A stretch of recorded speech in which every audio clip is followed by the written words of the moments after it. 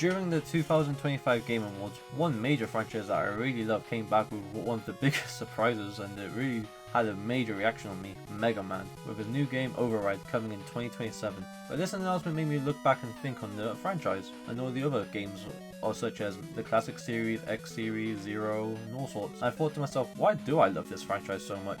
So in this new videos and this new journey, let's find out why I love the Mega Man series so much. Let's start with the origins of Mega Man. Mega Man 1 came out in 1987 in Japan, and then in North America, and then in the 90s in Europe. A big wait, that's for sure, for quite a small game, but licensing and all those issues were very different back then. Created by Akira Kitamura and Keiji Inafune, who also designed many of the Robot Masters, Mega Man was born after a lot of conceptual phases. Now let's look at the story. It follows two scientists, Dr. Thomas Light and Albert Wiley, named after Thomas Edison and Albert Einstein respectively. After many of them worked together, Dr. Wiley started to get jealous of Dr. Light's success with robots, such as Proto Man, who we'll meet later on. And after making 8 more robots, Rock and Roll, who are house and maintenance robots, and then making Cutman, Gutsman, Iceman, Bombman, Fireman, and finally Elecman, Dr. Wiley, in a fit of rage and jealousy, decides to take those robots and use them for chaos. But Rock, with a strong sense of justice, seeing his brothers becoming corrupt and evil, decides to take matters into his own hands and asks to become Mega Man. Now that we have the story out of the way, Mega Man did something unique that not a lot of games did back then. You can decide what stage you take on. I normally like to go for Bombman first, then go by the weakness order of Bombman, Gutman, Cutman, Elecman, Iceman, and then finally Fireman. The gameplay is pretty simple, all you do is jump and shoot. But Mega Man also does something very unique where you can take the boss's weapon and use them. You can also use them for other bosses and enemies, and for other stage environments. Now you also got your health on screen with your weapon ammo, which you can regain by destroying enemies by getting ammo drops, and also health when you take too much damage. Now let's talk about one of the first stages, which is Bombman, whose theme is something like you hear out of a fifth episode of Naruto. The most annoying part is bullet bill looking guys. The platforming is fine, there's nothing really much to say, though I did mess up the jump and the enemy placement can be a little bit unfair sometimes, especially with these eyeball enemies. Bombman himself is very straightforward. He'll jump when you shoot, and his bombs are very predictable to dodge. And after beating, we'll get one of the worst weapons in the game, the Hyper Bomb, and it's only useful for against the next enemy and boss. Now we go on to Gutsman level, which starts with a very infamous section with these annoying platforms, and combined with the weight of Mega Man, it's like he's a brick. The stage itself isn't too bad with the enemies. The helicopter ones are easy, and the guys that throw pickaxes are a bit annoying, and the metals, but they're honestly pretty fine. And we meet one of the biggest enemy sponges, but if you jump at a certain time, you can run past them like the Flash to Gutsman. Gutsman has some easy patterns to dodge, but if he jumps and you're on the ground, you'll be stuck in place for a bit. But spam the Hyper Bomb, keep going, and he's a very simple boss to be honest. And now we move on to Cutman, which is kind of funny how he's weak to Gutsman's ability, like rock, paper, scissors. But the stage itself is very easy. You just need some annoying torrents and some platforms, but for the most part it's fine. And Kurtzman himself is very easy, just throw the rock at him twice, and yeah, that's why we show him why rock beats scissors. Now on to one of my least favorite stages in the whole game, as we get introduced to disappearing platforms and these annoying enemies that shoot out electricity. Mixed in with pixel perfect jumps, the stage is a pain to go through. I'm glad I played this in the Legacy Collection version because the rewind button did save my ass. I know, I'm a coward, though a lot of people do use the rewind button to cheat a later boss that I've seen. But it is better to do it with skill, and I have done it once or twice. And now we get introduced to another item called the Magnet Beam, which allows us to walk through air from the scrapped robot ability that people a lot believe called Bondman. A lot of the other scrapped ones they make in later games like Bubble Man. The rest of the stage after getting this ability is pretty easy with patience, though a lot of it is have that 80s crap, which makes the game very tough. Even Elecman himself is very difficult because he hits like a tank. But with the pause glitch, he's very easy to take, where you pause and keep unpausing and pausing, and the weapon in fact resets, causing a lot of damage. Now on to Iceman, who has one of the best backgrounds, and I should have mentioned this earlier, but the pixel art and how colourful and creative some of the locations can be are very amazing, especially for the time. But the first part of Iceman stage is okay, it just depends on how you get hit and how much you can tank.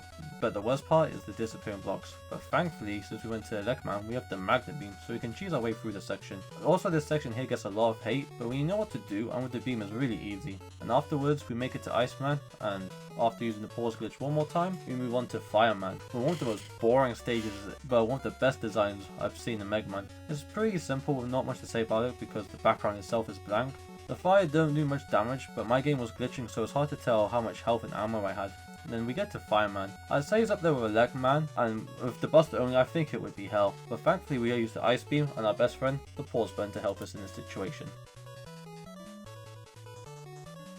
After getting our ears destroyed, we head to Wily 1, where we get bombarded by these eye enemies, but once you realize the strategy of jumping irons higher than them, and then they will jump higher, it's not too bad, and if we use the Ice Beam, we can just run past them easily.